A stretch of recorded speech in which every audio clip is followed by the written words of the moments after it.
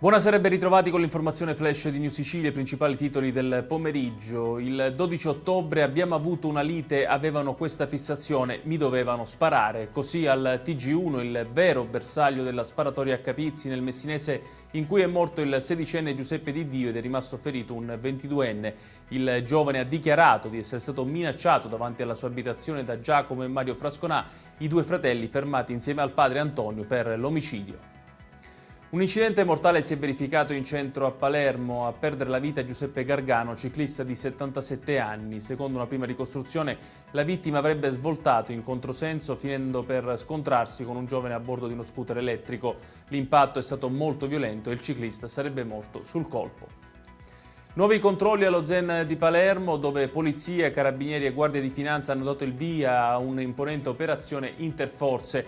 3 le persone arrestate per detenzione e spaccio di sostanze stupefacenti con il sequestro di 3,5 kg di hashish. Durante le perquisizioni è stato anche scoperto un laboratorio artigianale per la fabbricazione di armi e munizioni. Pietro Ciucci, AD Distretto di Messina SPA, ha risposto ai dubbi circolati sulla sostenibilità economica del ponte. Non c'è alcun project financing, ma un piano economico-finanziario con risorse pubbliche a fondo perduto, ha specificato. Sul basso prezzo dei pedaggi, Ciucci ha aggiunto che la Stretto di Messina è una in-house del Ministero dell'Economia e non deve fare utili, dunque i ricavi serviranno esclusivamente a coprire i costi di gestione e manutenzione.